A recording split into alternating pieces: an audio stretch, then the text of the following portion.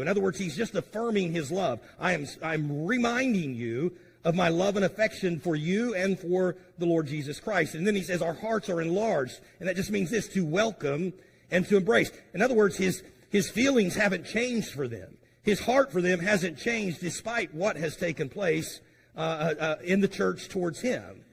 And he goes on to say in verse 12 that his love was unrestricted. He uses the word straightened there. In other words, there's no tightening or there's no restriction of my love for you.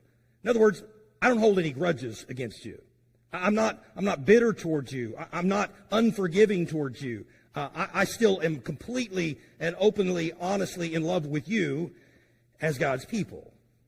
Nevertheless, the truth remains, and this is what he goes on to say is, however, it seems like some of your hearts are closed to me. In verse 12 there at the end of it, he says this. In verse 12, he says, you're not straightened in us. In other words, we're open to you, but you are straightened in your own bowels. Now, it's kind of an interesting use of the word bowels. When we think of bowels, it's not really the way they used it. For them, it was they referred to that as, you might say it this way, the seat of their emotions.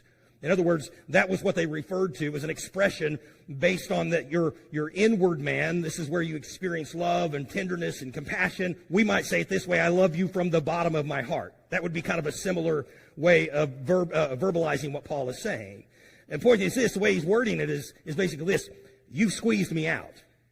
You have pushed me away. You have rejected my love for you, and you've kept me at arm's distance. So consider that just for a minute. How hurtful that must have been for the Apostle Paul. This is the man who had led them to Christ, who had discipled many of them, who had established the church, and now, just a few years later, they're questioning even if he has the authority to have done what he's done.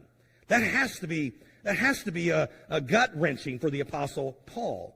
And so they're pushing him out, all because of a few false teachers and a few bitter people who are sowing seeds of discord about him, and now they don't want anything to do with him, at least some of them.